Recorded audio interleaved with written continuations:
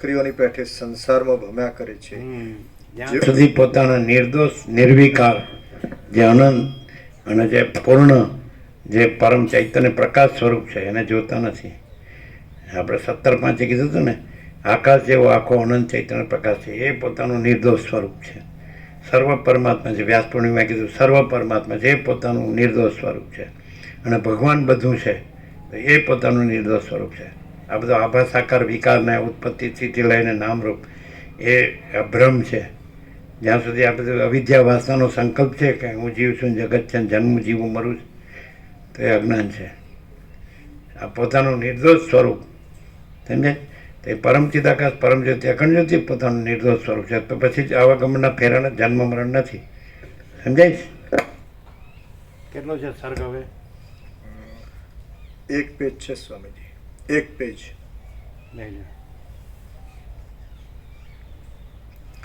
જ્યાં સુધી પોતાના નિર્દોષ સ્વરૂપને જોતા નથી ત્યાં સુધી પાણીમાં ચક્રીઓની પેઠે સંસારમાં ભમ્યા કરે છે.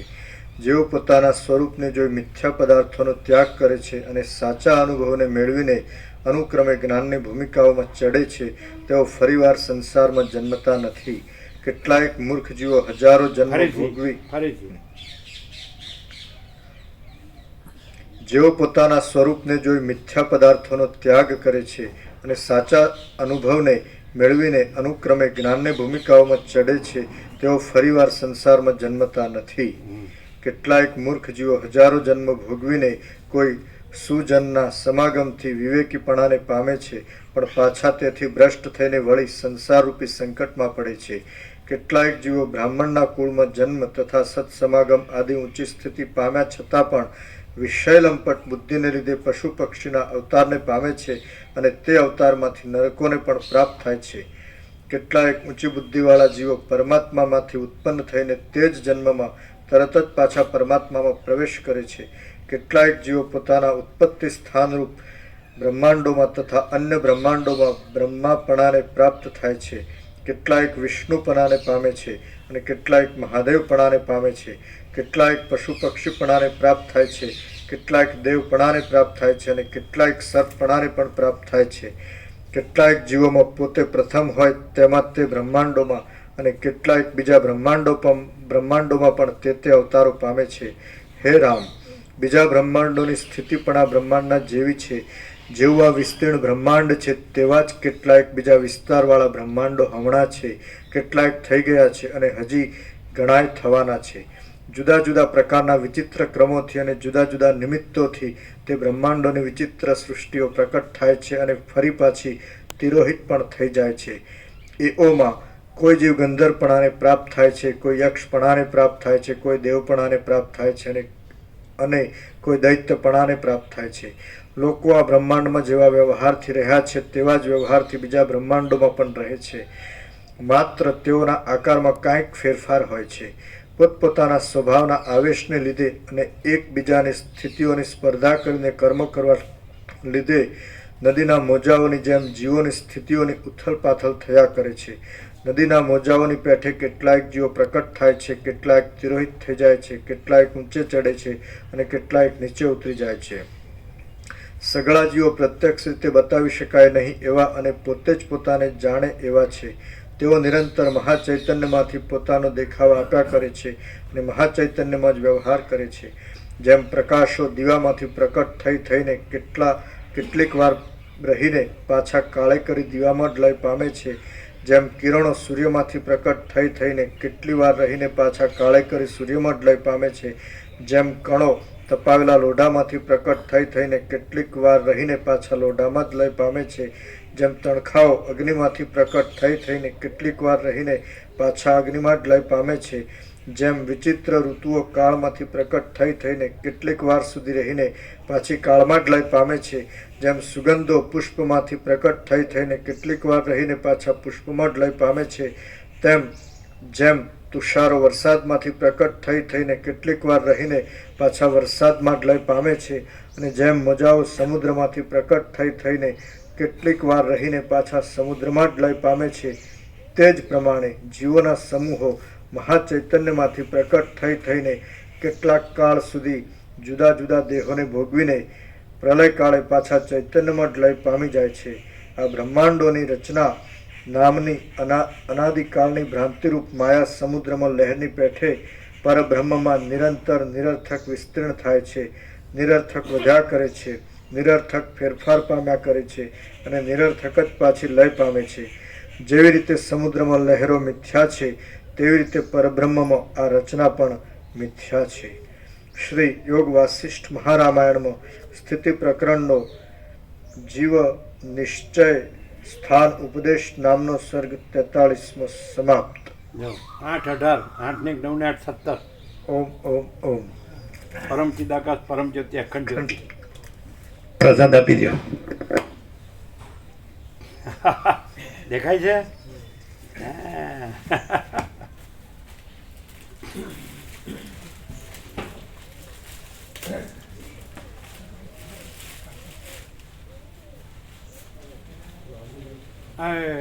એમને આપો, લિસ્ટ આપો.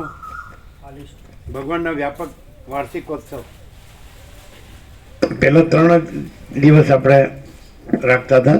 નૂતન વર્ષાભિનંદન શંકર પ્રભુ, નૂતન વર્ષાભિનંદન અને 17/5 પરમ ચિદાકાશ પ્રાગટ્ય અને વ્યાસ પૂર્ણિમા 700. પણ હવે 18 રાખ્યા છે. ભગવાનના વ્યાપક શું આપ્યું? લિસ્ટ આપ્યું વ્યાપક. જેને બાકી હોય એને લઈ લેજો. ભગવાનના વ્યાપક વાર્ષિકોત્સવ તારીખો જ છે બધી. હવે માગસર સુદ પૂનમ આવશે, દત્તાત્રેય જયંતિ, સમજાય છે? શંકર પ્રભુ એને ખ્યાલ આવ્યો? જોયું? આપો. હવે આવશે માગસર સુદ પૂનમ, બતાડો. 14 તારીખ.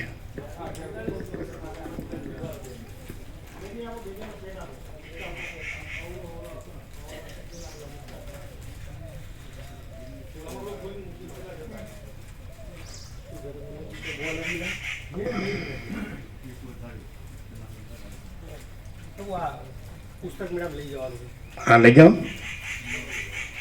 બધું લઈ જાઓ વધારે.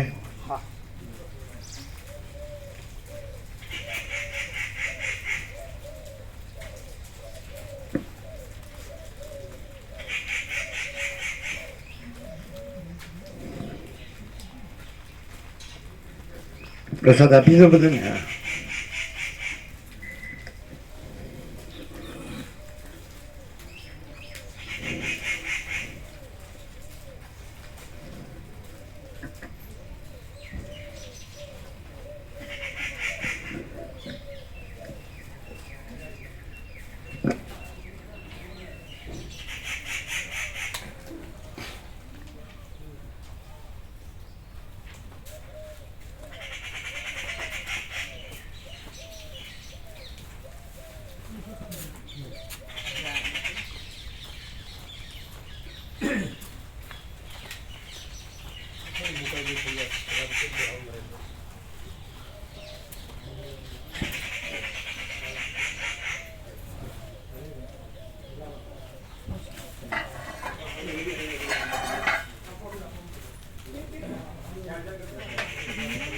આથી પુસ્તક મેળો છે, રિવરફ્રન્ટમાં પુસ્તક મેળો છે. એમાં 121મી શોપ છે. 121 નંબર. કાલથી 30 તારીખે 9 દિવસ, 8 તારીખ સુધી. 30 થી 8.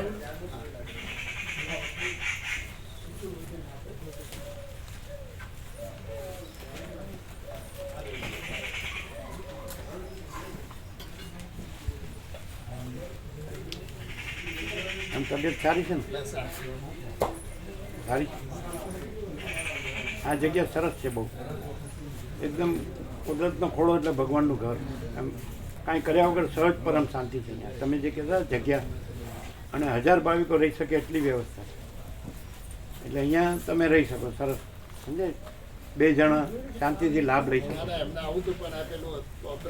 હા, એટલે એ સારું થઈ જાય એટલે. હા, એટલે જગ્યા એકાંત, પવિત્ર અને શાંતિની છે ને ચિન્મય? દર્શન કરાવીએ. હા, આમ રાઉન્ડ આખું લેજો, આખું રાઉન્ડ લેજો. અને શું થાય, તમને આમ કાંઈ કર્યા વગર અંદર સાચી શાંતિ લાગશે, પરમ શાંતિ.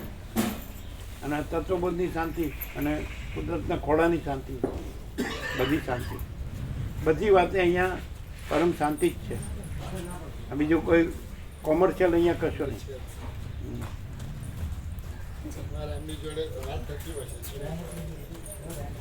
ફોન આવે સમાચાર પૂછ્યું ના પણ જગ્યા જે તમે શોધતા હતા ને એનાથી અધિક બધી રીતે પરમ શાંતિ, કાંઈ કર્યા વગર સહજ.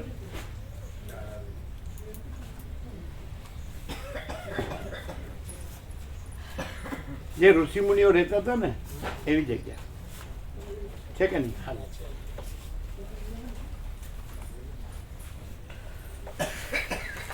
અને અહીંયા રહ્યા હતા, અહીં મહાત્માઓ જ રહ્યા છે, આ જગ્યામાં મહાત્માઓ જ રહ્યા છે. અને એ લોકોનો ઉદ્દેશ એક જ છે કે પરમાત્માના ભક્તિને સત્સંગ સિવાય બીજું કાંઈ નહીં કરવાનું.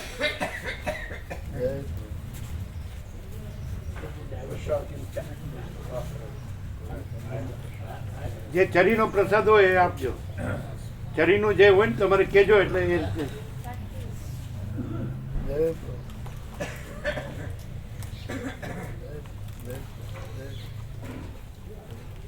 ત્યાં બધા લેશે ને પુસ્તક મેળામાં જે ટાઈમ હોય એ લેશે ને બધા. એ બધાને કહેજો જે ફ્રી હોય. હા જી.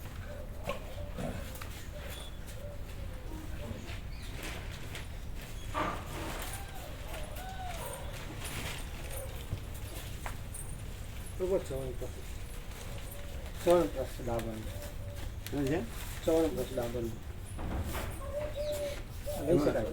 એમાં ખાંડ હોય. ડાયાબિટીસ માટે ક્લિનિકલી ટેસ્ટેડ એવું લખ્યું હતું. ક્લિનિકલી ટેસ્ટેડ ડાયાબિટીસ માટે હોય તો વાંધો ના આવે. Sugar free. હા, ક્લિનિકલી ટેસ્ટેડ.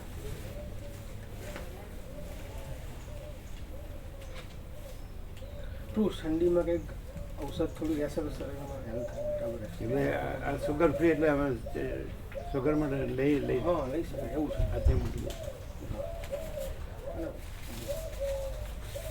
આપણું આસન માટે થોડું મૂકવાનું છે. આસન ચેન્જ કરવું.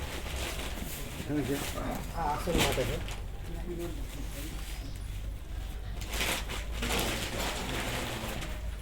આ આસન છે ને થોડું ઠંડુ થાય ને એટલે આ આસન ચેન્જ કરવાનું છે. નીચે તો ગરમ થાય. ખોલજો કેટલી લંબાઈ પહોળાઈ. 7.5 છે. 7.5 લાવજો.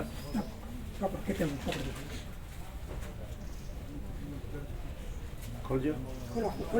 સ્ટાન્ડર્ડ છે. હા, રેમનનું છે. આ તો ઉડવામાં કામ લાગે ને. બેમાં ચાલે બંને. આ તો હમણાં અંદર મૂકી દો. ઓઢવામાં ઉપયોગ થાય ને. અમારી પાસે ગરમ છે, બીજો આસનમાં મૂકીશું. બીજું જ છે, અમે આ ઓઢવામાં લઈશું.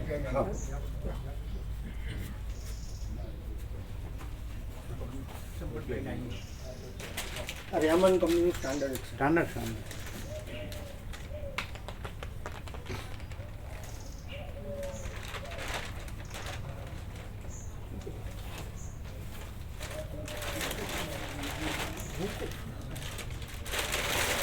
हम देंगे आपको दूसरा यहाँ रखने के लिए, आसन के लिए गर्म हम देंगे. ये तो हम ओढ़ेंगे है ना.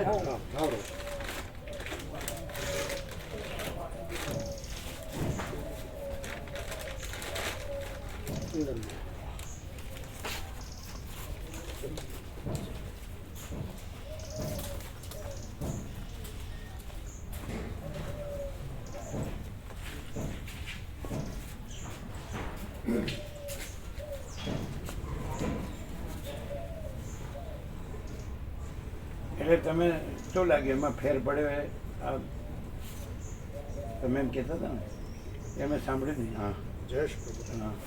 પહેલાં છે ને સ્વામીજી એમને પકડવું પડતું હતું તે ચડવા ઉતરવામાં ને ચલાવવામાં. હવે એમની જાતે જ ચાલીને આવે છે.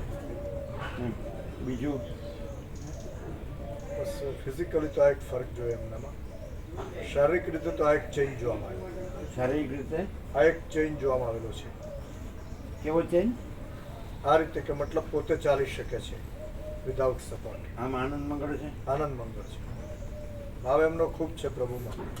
એમ એમ જ કહે છે કે પ્રભુ જ છે અને બીજું કંઈ જ નથી. અને હું હવે it is my last destination કે હું પ્રભુ પાસે મુક્તિ માટે જ આવેલો છું. તો મારે કંઈક કરવાનું નથી અને જવાનું નથી એવું કહેતા હતા. સરળ છે.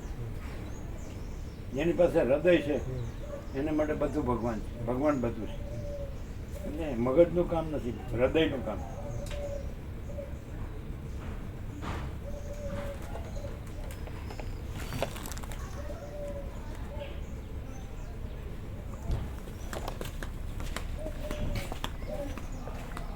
हम गर्म देते हैं आओ अंदर किचन में बोले ये तो हो नहीं